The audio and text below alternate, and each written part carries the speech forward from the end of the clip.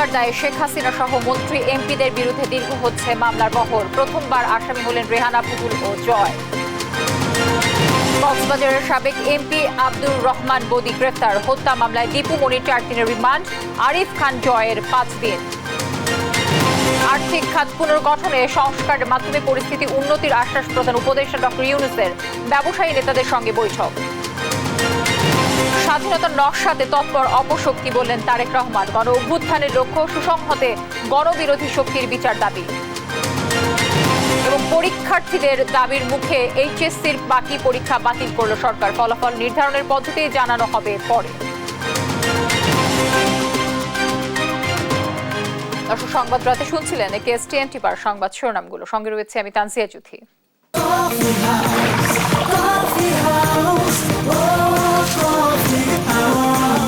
Coffee house, প্রতি চুমুকে আড্ডা জমে। জানাবো বিস্তারিত। আন্দোলনে ছাত্র জনতা হত্যার দায়ে একের পর এক মামলা হচ্ছে আদালতে। মঙ্গলবার মামলা হয়েছে 9টি, যার 7টিতেই প্রধান আসামি হয়েছেন সাবেক সরকারের প্রধানমন্ত্রী শেখ হাসিনা। এছাড়া প্রথমবার হত্যা মামলার আসামি হয়েছেন শেখ রেহানা, সাইমা ওয়াজেদ পুতুল ও সজীব ওয়াজেদ জয়। আছেন আওয়ামী লীগের শরিক 14 দলের নেতা ও আইনশৃঙ্খলা বাহিনীর বিভিন্ন পর্যায়ের সদস্যরা। ভুক্তভোগীদের অভিযোগ, শেখ হাসিনার নির্দেশেই সারা দেশে নির্বিচারে হত্যাকাণ্ড চালানো হয়। এসব অভিযোগ এজাহার হিসেবে গ্রহণ করে তদন্তে নির্দেশ দিয়েছেন আদালত। আরো জানাচ্ছেন মাইনুদ্দিন আরিফ। ছাত্র জনতার গণ অভ্যুত্থানে স্বৈরাচার শেখ হাসিনা পালিয়ে যাওয়ার পর তার বিরুদ্ধে একের পর এক মামলা করছেন ভুক্তভোগীরা। প্রতিদিন আদালতে ভিড় করছেন আন্দোলনে নিহতদের পরিবারের সদস্যরা। তাদের অভিযোগ, গণহত্যার নির্দেশ দেওয়ায় শেখ হাসিনা সহ আসামিদের ফাঁসি দাবি করেন তারা। আমার ছেলের হত্যার সর্বোচ্চ শাস্তি যেটা, সেটা সেই শাস্তিটা যাতে আমি দেখতে মরে যেতে পারি। বিচার চাই শেখ হাসিনার নেত্রী, তারা মাঠে নামিয়া আমার ছেলে কি দোষ করছে, কি অপরাধ। আমি একদম নিষ্কার চালক, 16 বছর বয়স আমার ছেলের, আজ যে আমার সংসার ধ্বংস হয়ে যাচ্ছে। ছেলের হাতে ধরে চেঁচাইছে, ফারাইছে, ফারাই একটা গুল্লি করছে এন্ডে গুল্লি করছে, হের আবার দিয়ে লড়ে সরে, আবারও লাথি মেরে আবার একটা ফিট পাশে গুল্লি করছে। মঙ্গলবার মামলা হয়েছে 9টি, যা 7টিতেই প্রধান আসামি হয়েছেন শেখ হাসিনা। হত্যা মামলার আসামির তালিকায় শেখ হাসিনার সঙ্গে প্রথমবার নাম এসেছে তার বোন শেখ রেহানা, মেয়ে সাইমা ওয়াজেদ পুতুল এবং ছেলে সজীব ওয়াজেদ জয়ের। যাত্রাবাড়ি এলাকার ফল ব্যবসায়ী ফরিদ শেখ হত্যা মামলায় তাদের আসামি করা হয়েছে। 21 আসামির মধ্যে আছেন 14 দলের সমন্বয়ক আমির হোসেন আমু, জাসদ সভাপতি হাসানুল্লাহ কিনু, জাতীয় পার্টি জেপির চেয়ারম্যান আনোয়ার হোসেন মঞ্জুও। 302, 201 অ্যাকশন এবং 34 বাংলাদেশ দণ্ডবিধি দ্বারায় এখানে হচ্ছে যে আমরা এখানে উল্লেখ করেছি, বাদী এখানে উল্লেখ করেছেন 1 থেকে 20 নং আসামির নির্দেশে পরিকল্পনায় অন্যান্য আসামিরা অপর আসামিরা বিশেষ করে 23 নম্বর এবং 37 নম্বর আসামি গুলি করেছেন। যারা প্রত্যক্ষদর্শী সাক্ষী আছে তাদের গুলিতে সে নিহত হয়েছে। এখানে পুলিশ গুলি করেছেন এবং সাধারণ এখানে যারা সরকারি দলের ক্যাডার তারাও গুলি করেছেন, তাদের গুলিতে সে নিহত হয়েছে। আমরা সেটা এখানে বাদী তার আরজিতে সেটা উল্লেখ করেছেন। মোহাম্মদপুরে 5 আগস্ট পুলিশের গুলিতে গার্মেন্টস কর্মী সোহেল রানা নিহতের ঘটনায় শেখ হাসিনা, শেখ তাপস সহ 25 জনের বিরুদ্ধে মামলা হয়েছে। এছাড়া কিশোর ওমর ফারুক হত্যা মামলাতেও প্রধান আসামি হয়েছেন শেখ হাসিনা। কবিরনজর সরকারি কলেজে শিক্ষার্থী হত্যা মামলায় আসামি শেখ হাসিনা সহ 49 জন। এছাড়া সাভারের জাহিদুল ইসলাম সাগর হত্যা মামলায় শেখ হাসিনা সহ 70 জনের বিরুদ্ধে মামলা হয়েছে। যাত্রাবাড়ি, সূত্রাপুর, আদাবর, আশুলিয়া সহ সংশ্লিষ্ট থানাকে মামলা এজাহারভুক্ত করে তদন্তের নির্দেশ দিয়েছেন আদালত। এছাড়া সাবেক আইজিপি আব্দুল্লাহ মামুন, বেনজির আহমেদ এবং র্যাব পুলিশ সহ আইন শৃঙ্খলা রক্ষাকারী বাহিনীর বিভিন্ন পর্যায়ের কর্মকর্তাদের বিরুদ্ধে কয়েকটি মামলা হয়েছে। মাইনুদ্দিন আরিফ, দেশ টিভি, ঢাকা। কোটা সংস্কার আন্দোলন থেকে সরকার পতন আন্দোলন পর্যন্ত মৃত্যুবরণকারীদের পরিবারের কথা হত্যা মামলায় একে একে আসামি করা হচ্ছে স্বৈরশাসক শেখ হাসিনাকে। এছাড়া শেখ রেহানা, আওয়ামী লীগের সাধারণ সম্পাদক, সাবেক স্বরাষ্ট্রমন্ত্রী, আইনমন্ত্রী সহ আরও অনেককেই আসামি করে মামলা করা হচ্ছে। মঙ্গলবার বগুড়া, নারায়ণগঞ্জ, রংপুর, জয়পুরহাটে হয় এসব মামলা। সহকর্মীদের পাঠানো তথ্যচিত্রে টুম্পা আফরোজের ডেস্ক রিপোর্ট। সারা দেশে ছাত্র জনতার আন্দোলন দমনে শিক্ষার্থী, রিকশা চালক, পথচারী, শিক্ষক সহ সব হত্যাকাণ্ডে পতিত সরকারের প্রধানমন্ত্রী শেখ হাসিনার বিরুদ্ধে একের পর এক হত্যা মামলা হচ্ছে। গেল 4 আগস্ট বগুড়ায় রিকশা চালক কমর উদ্দিন বাঙ্গি নিহতের ঘটনায় সাবেক প্রধানমন্ত্রী শেখ হাসিনা, ওবায়দুল কাদের সহ 82 জনের নামে হত্যা মামলা করেছেন নিহতের স্ত্রী তহমিনা বেগম। মামলায় অজ্ঞাতনামা আসামি রয়েছে 300 জন। রংপুরে রাজমিস্ত্রি সাজ্জাদ হোসেনের মৃত্যুর ঘটনায় শেখ হাসিনা, শেখ রেহেনা, ওবায়দুল কাদের, আসাদুজ্জামান খান কামাল, আনিসুল হক, হাসানুল হক ইনু, রাশেদ খান মেনন সহ 57 জনের বিরুদ্ধে মামলা হয়েছে। নিহতের স্ত্রী জিতু বেগমের করা এ মামলায় অজ্ঞাত 300 জনকেও আসামি করা হয়েছে। আজকে বিচার চাই যে আমার স্বামী কেন নির্ভয়ে হত্যা করলো, কি কারণ, কি দোষ ছিল তার। এই হায়নার সরকার এইভাবে মানুষকে হত্যা করেছে, সেই কারণে আজকে এই বাদী এই হত্যার বিচারের দাবিতে মাননীয় চিফ মেট্রোপলিটন আদালতে এসেছে এবং মামলা দায়ের করেছে। আন্দোলনে নারায়ণগঞ্জে পরিবহন শ্রমিক জনি হত্যায় শেখ হাসিনাকে প্রধান আসামি করে আরেকটি মামলা হয়েছে। এছাড়া ওবায়দুল কাদের, আসাদুজ্জামান খান কামাল, হাসান মাহমুদ, শামীম ওসমান সহ 187 জনের বিরুদ্ধে সোনারগাঁও থানায় মামলা করেন নিহতের বাবা ইয়ামিন মিয়া। আন্দোলনে জয়পুরহাটে অটোরিকশা চালক মেহেদি হাসানের মৃত্যুর ঘটনায় শেখ হাসিনা, ওবায়দুল কাদের, হাসান মাহমুদ সহ 217 জনের নামে আদালতে মামলা করে নিহতের স্ত্রী Jesmin Akter. Tumpa Afroz, news desk, Desh TV. 2013 সালে শাপলা চত্বরে হেফাজতে ইসলামের সমাবেশ ঘিরে সংগঠিত গণহত্যার তদন্ত চেয়ে আন্তর্জাতিক অপরাধ ট্রাইব্যুনালের তদন্ত সংস্থা শেখ হাসিনার বিরুদ্ধে তদন্তের আবেদন করা হয়েছে। মঙ্গলবার ট্রাইব্যুনালের আইনজীবী গাজী MS তামিম এ আবেদন করেন। এতে বলা হয়, তখনকার প্রধানমন্ত্রী শেখ হাসিনা, কয়েকজন মন্ত্রী, MP, পুলিশের প্রধান, র্যাবের প্রধান, DMP কমিশনার সহ 19 জনের যোগসাজশে এই গণহত্যা সংগঠিত হয়। একই সাথে 71 টিভি সহ বেশ কয়েকটি গণমাধ্যমের ঊর্ধ্বতন কর্মকর্তারা এই গণহত্যার সহযোগী ছিলেন বলে উল্লেখ করা হয়। এছাড়া গণজাগরণ মঞ্চের অন্যতম সংগঠক ডক্টর ইমরান H সরকারকেও অভিযুক্ত করা হয়েছে। 5 মে শাপলা চত্বরের হত্যাকাণ্ডকে আমরা মানবতা বিরোধী অপরাধ এবং গণহত্যা হিসাবে তদন্ত চেয়েছি এবং যার বিচার আন্তর্জাতিক অপরাধ ট্রাইব্যুনালে যেন হয় সেই আবেদন আমরা করেছি। সেখানে আমরা 19 জন আসামি করেছি। তার মধ্যে প্রধান করেছি তৎকালীন প্রধানমন্ত্রী শেখ হাসিনা, তার মন্ত্রী পরিষদের কয়েকজন সদস্য, তৎকালীন পুলিশের IGP, তৎকালীন র্যাবের মহাপরিচালক, তৎকালীন DMP কমিশনার সহ পুলিশের কয়েকজন ঊর্ধ্বতন কর্মকর্তা। এবং আপনারা জেনে থাকবেন, এই প্রথম আমি তৎকালীন মিডিয়া বন্ধ করে দিয়ে এই গণহত্যাটা করা হয়েছিল। এই জন্য মিডিয়ার কয়েকজন ব্যক্তিকে আমরা এখানে আসামি করেছি। কক্সবাজারের সাবেক সংসদ সদস্য আব্দুর রহমান বদিকে গ্রেফতার করেছে র্যাব। মঙ্গলবার রাতে চট্টগ্রামের 5 থানা এলাকা থেকে বদিকে গ্রেফতার করা হয়েছে বলে জানায় র্যাব 7। র্যাব জানিয়েছে, কক্সবাজারের টেকনাফে হত্যা চেষ্টা মামলায় ইয়াবা গডফাদার খ্যাত আব্দুর রহমান বদিকে গ্রেফতার করা হয়েছে। তাকে কক্সবাজারে নিয়ে যাওয়া হচ্ছে বলেও জানিয়েছে তারা। 2014 সালের 5 জানুয়ারি অনুষ্ঠিত 10ম সংসদ নির্বাচনে কক্সবাজার 4 আসন থেকে আওয়ামী লীগের মনোনয়ন নিয়ে সংসদ সদস্য নির্বাচিত হন তিনি। ইয়াবা কাণ্ডে বদিকে নিয়ে বিতর্ক উঠলে পরের নির্বাচনে ওই আসনে তার স্ত্রীকে মনোনয়ন দেয় আওয়ামী লীগ।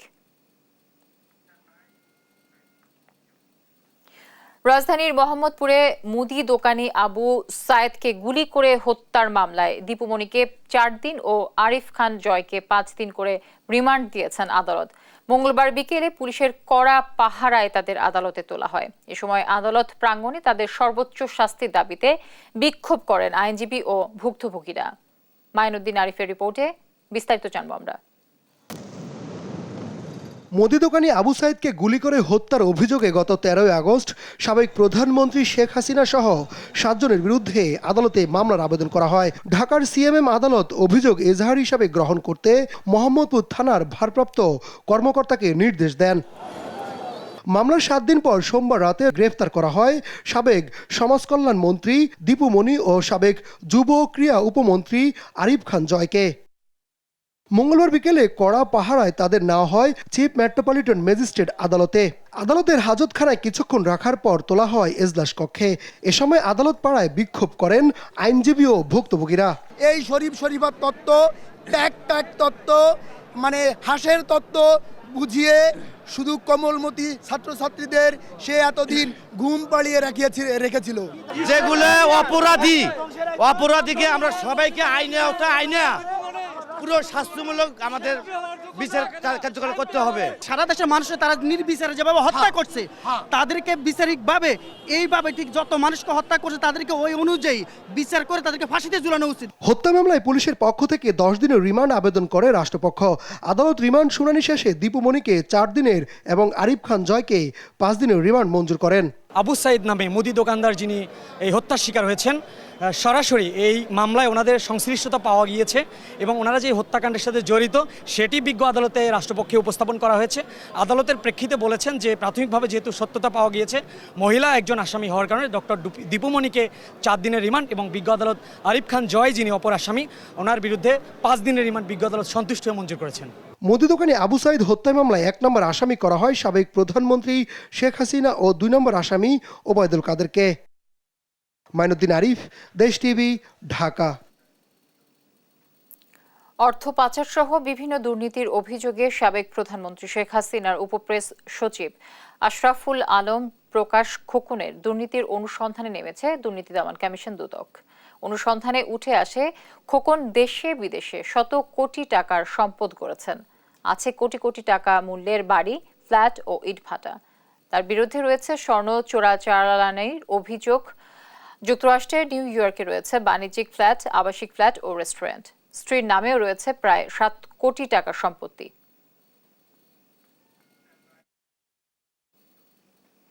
এদিকে সাবেক প্রধানমন্ত্রীর ব্যক্তিগত সহকারী জাহাঙ্গীর আলমের নানা অনিয়ম ও দুর্নীতির অনুসন্ধানে নেমেছে দুদক। সংসদের দৈনিক মজুরি ভিত্তিক কর্মচারী হলেও 2009 সালে আওয়ামী লীগ ক্ষমতায় আসার পরে প্রধানমন্ত্রীর ব্যক্তিগত সহকারীর পরিচয় দিয়ে নিয়োগ, বাণিজ্য, বদলি সহ নানা তদবির করে অবৈধ সম্পদের মালিক হয়েছেন জাহাঙ্গীর আলম। নিয়ন্ত্রণ করতেন নিজ এলাকার রাজনৈতিক পদ বাণিজ্য। টেন্ডার বাগিয়ে নিতেও ছিলেন তিনি তৎপর। ঢাকায় একাধিক ফ্ল্যাট, বাড়ি ও কোটি টাকা মূল্যের কয়েকটি গাড়ির সন্ধান মিলেছে দুদকের অনুসন্ধানে।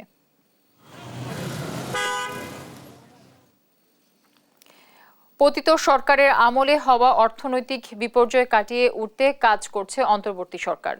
মঙ্গলবার দুপুরে ইন্টারন্যাশনাল চেম্বার অব কমার্স নেতাদের সঙ্গে বৈঠকে কথা বলেন প্রধান উপদেষ্টা ডক্টর মোহাম্মদ ইউনূস। সে সঙ্গে আর্থিক খাত পুনর্গঠনে সংস্কারের মাধ্যমে পরিস্থিতি উন্নতির আশ্বাস দেন তিনি। এর আগে সকালে 2 সমন্বয়ক সহ 30 নারী নেত্রীর সঙ্গে বৈঠকে প্রধান উপদেষ্টা ছাত্র আন্দোলনে হতাহতদের চিকিৎসা ও পুনর্বাসনে একটি ফাউন্ডেশন গঠনের ঘোষণা দেন। বিস্তারিত শামীমা আক্তারের প্রতিবেদনে। মঙ্গলবার বিকেলে প্রধান উপদেষ্টার কার্যালয়ে সাক্ষাতে আসেন ইন্টারন্যাশনাল চেম্বার অব কমার্স বাংলাদেশের নেতৃবৃন্দ। এ সময় ব্যবসায়ী নেতারা অর্থনীতিতে স্থিতিশীলতা ফিরিয়ে আনতে তাড়াহুড়ো না করে সংস্কারের প্রয়োজনীয়তার গুরুত্ব তুলে ধরেন প্রধান উপদেষ্টার কাছে। এ সময় প্রধান উপদেষ্টা বিগত সরকারের সময় অর্থনৈতিক বিপর্যয় হয়েছে উল্লেখ করে তা সমাধানের সংস্কারের কথা জানান। ডক্টর ইউনূস আশ্বাস দেন দ্রুতই পরিস্থিতির উন্নতির। বর্তমান পরিস্থিতি কঠিন উল্লেখ করে প্রধান উপদেষ্টা বলেন, ব্যাংক খাত সহ রাজস্ব ও প্রশাসনের সংস্কার ও পুনর্গঠন প্রয়োজন। তরুণদের যে স্বপ্ন নিয়ে এই সরকারের যাত্রা তা বাস্তবায়ন সম্ভব হলেই জাতির স্বপ্ন পূরণ হবে বলেও জানান তিনি। এর আগে মঙ্গলবার সকালে বৈষম্য বিরোধী ছাত্র আন্দোলনের 2 নারী সমন্বয়ক সহ 30 নারী নেত্রীর সঙ্গে বৈঠকে বসেন প্রধান উপদেষ্টা ডক্টর মোহাম্মদ ইউনূস। অন্তর্বর্তী সরকারের উপদেষ্টা নূরজাহান বেগম, সৈয়দ রিজওয়ানা হাসান, ফরিদা আক্তার ও শারমিন এস মুর্শিদি উপস্থিত ছিলেন। ব্রিফিংয়ে সৈয়দ রেজওয়ানা হাসান জানান, বৈঠকে ছাত্র জনতার আন্দোলনে আহতদের চিকিৎসা ও পুনর্বাসনের জন্য একটি ফাউন্ডেশন তৈরির দাবি করেন নারী নেত্রীরা। গণ অভ্যুত্থানটা হলো, ছাত্র জনতার আন্দোলনটা হলো, এখানে যত মানুষ আহত হয়েছে তাদের চিকিৎসা প্রক্রিয়াটা ত্বরান্বিত করা। সরকারের পক্ষ থেকে একটা উদ্যোগ আছে, এটা সিদ্ধান্ত, এটা কার্যকর হচ্ছে যে আমরা একটা ফাউন্ডেশন সৃষ্টির মাধ্যমে সেখানে সকলে যারা সাহায্য করতে আগ্রহী তাদের থেকে অর্থ সাহায্য নিয়ে আমরা এই কাজগুলো করব। চিকিৎসা, পুনর্বাসন সব কিছুর কাজই করা হবে। যে ইন্টারিম একটা কিছু, অন্তর্বর্তীকালীন একটা কিছু ব্যবস্থা করে ফেলা হোক, যাতে অনেকে যারা চিকিৎসার টাকার প্রয়োজন আছে তারা তাড়াতাড়ি করে টাকাটা পেতে পারে। এ সময় তিনি নারীর ক্ষমতায়ন নিশ্চিতের পাশাপাশি কল্পনা চাকমা, তনু, মুনিয়া ও নুসরাত নিহতের সঙ্গে জড়িতদের বিচারের মুখোমুখি করার আশ্বাস দেন। কল্পনা চাকমার বিষয়ে তনু, রুনি, মুনিয়া এবং নুসরাত তাদের হারিয়ে যাওয়া কিংবা নিহত হয়ে যাওয়া, তাদের যে মৃত্যুর কারণটা সেটা বের করে যাতে অবশ্যই দায়ী ব্যক্তিদেরকে তারা যতই শক্তিশালী হোক না কেন বিচারের মুখোমুখি করা হয়, এটা মোটামুটি সকলের কাছ থেকে এই দাবিটা এসেছে। শামিমা আক্তার, দেশ টিভি, ঢাকা। ঐতিহাসিক গণ অভ্যুত্থানের সাফল্য ও উদ্দেশ্য নস্যাৎ করতেই বিতাড়িত অপশক্তি এখনও চক্রান্ত করে যাচ্ছে বলে মন্তব্য করেছেন বিএনপির ভারপ্রাপ্ত চেয়ারম্যান তারেক রহমান। গণ অভ্যুত্থানের লক্ষ্য সুসংহত করতে গণবিরোধী শক্তির বিচার ও জনগণের রাজনৈতিক ও অর্থনৈতিক ক্ষমতায়ন জরুরি বলেও দাবি তার। মঙ্গলবার এক ভিডিও বার্তায় এসব কথা বলেন বিএনপির ভারপ্রাপ্ত চেয়ারম্যান। প্রিয় দেশবাসী, ঐতিহাসিক গণ অভ্যুত্থানের সাফল্য ও উদ্দেশ্য নস্যাৎ করে দিতে সুপরিকল্পিতভাবে চলছে ষড়যন্ত্র, এবং এই ষড়যন্ত্রের অংশ হিসাবেই একটি ধর্মীয় জনগোষ্ঠীর উপরে পরিকল্পিত হামলার ছক কষে দেশে একটি অস্থিতিশীলতার সৃষ্টির অপচেষ্টা চালানো হয়েছিল। তবে হাসিনা পতন আন্দোলনের পক্ষের শক্তি এবং অন্তর্বর্তী সরকারের সময়োচিত পদক্ষেপের কারণে বিতাড়িত অপশক্তির পরিস্থিতির অবনতি ঘটাতে ব্যর্থ হয়েছে। কিন্তু তারপরেও তাদের ষড়যন্ত্র থেমে নেই। কিন্তু গণ অভ্যুত্থানে চেতনা ও লক্ষ্য সুসংহত করতে হলে বিতাড়িত গণবিরোধী শক্তিকে আইনের মুখোমুখি করার পাশাপাশি জনগণের রাজনৈতিক এবং অর্থনৈতিক ক্ষমতায়ন অত্যন্ত জরুরি। জনগণের রাজনৈতিক ক্ষমতায়নের প্রধান হাতিয়ার হচ্ছে প্রতিটি নাগরিকের ভোট প্রয়োগের অধিকারকে নিশ্চিত করা যে কোনো মূল্যে। স্থগিত এইচএসসি ও সমমান পরীক্ষা আর হচ্ছে না। পরীক্ষার্থীদের দাবির প্রেক্ষিতে এই সিদ্ধান্ত জানিয়েছে শিক্ষা মন্ত্রণালয়। তবে ফলাফল কিভাবে নির্ধারণ হবে তা পরে জানানো হবে বলে জানিয়েছেন ঢাকা শিক্ষা বোর্ডের চেয়ারম্যান অধ্যাপক তপন কুমার সরকার। তৌফিক মাহমুদ, মুন্না রিপোর্ট। কোটা সংস্কার আন্দোলন ঘিরে উদ্ভূত পরিস্থিতিতে কয়েক দফা এইচএসসি সমমান পরীক্ষা স্থগিত করা হয়, পেছানো হয় কয়েক ধাপে। মঙ্গলবার সকালে শিক্ষা উপদেষ্টা ওয়াহিদুদ্দিন মাহমুদের সভাপতিত্বে এক জরুরি সভায় 11 সেপ্টেম্বর পরীক্ষা আরও 2 সপ্তাহ পেছানোর সিদ্ধান্ত হয়। এর মাঝেই দুপুরে সচিবালয়ে ঢুকে পড়ে এইচএসসি শিক্ষার্থীরা। উদ্ভূত পরিস্থিতিতে পরীক্ষা না দেওয়ার দাবি জানিয়ে তারা বলেন, এরই মধ্যে যে কয়টি বিষয়ের পরীক্ষা হয়েছে তার ভিত্তিতেই ফল প্রকাশ করতে হবে। যে 7টা পরীক্ষা দিয়েছি সেই 7টা পরীক্ষার ভিত্তিতে সাবজেক্ট ম্যাপিং এর মাধ্যমে রেজাল্টটা যাতে পাবলিশ করা হয় খুব দ্রুত সময়ের ভিতরে। আমাদের অ্যাডমিশন তো সময় চলে যেতেছে, আমাদের 4-5 মাসের সময় থাকার কথা, সেখানে বৈষম্য বিরোধী ছাত্র আন্দোলনে আমাদের বন্ধু বান্ধব সহপাঠী অনেকে আহত, গুরুতর আহত। তারা পরীক্ষার হলে বসার মতো পজিশনেই নাই। আমাদের দাবি হচ্ছে আমাদের যে 7টা পরীক্ষা হয়েছে ওই 7টা পরীক্ষা সহ মানে আর হচ্ছে 7টা পরীক্ষার মূল্যায়ন করতে হবে। সচিবালয়ে শিক্ষা মন্ত্রীর সামনে বিক্ষোভ শুরু করলে শিক্ষার্থীদের একটি প্রতিনিধি দল বৈষম্য বিরোধী ছাত্র আন্দোলন সমন্বয়ক হাসনাত আব্দুল্লাহর নেতৃত্বে শিক্ষা সচিবের সাথে বৈঠক করেন। পরে কথা বলেন ঢাকা শিক্ষা বোর্ডের চেয়ারম্যান, জানান অনেক পরীক্ষার্থী আহত, চিকিৎসাধীন আছে, তাই অবশিষ্ট এইচএসসি পরীক্ষা বাতিল ঘোষণা করা হলো। আমাদের অনেক পরীক্ষার্থী আহত হয়েছেন, কিছু পরীক্ষার্থী আমাদের শহীদ হয়েছেন। আমাদের একটা পরীক্ষার্থীরা একটা ট্রমার মধ্যে দিয়ে যাচ্ছে। আমরা এটা বুঝতে পেরেছি, আমরা এটা নিয়ে পর্যালোচনা করেছি। আমরা পর্যালোচনা করে আমাদের মাননীয় শিক্ষা উপদেষ্টা, আমাদের মাননীয় শিক্ষা সচিব সহ আমরা সবাই পর্যালোচনা করে আমরা দেখেছি যে আমরা যে রুটিন ঘোষণা করেছিলাম অবশিষ্ট পরীক্ষার জন্য, সেই পরীক্ষাগুলো আমরা বাতিল করছি। আজকের এখান থেকে আমরা ওই অবশিষ্ট পরীক্ষাগুলো বাতিল ঘোষণা করছি। গেল 30 জুন চলতি বছরের এইচএসসি সমান পরীক্ষা শুরু হয়। তৌফিক মাহমুদ, মুন্না, দেশ টিভি, ঢাকা।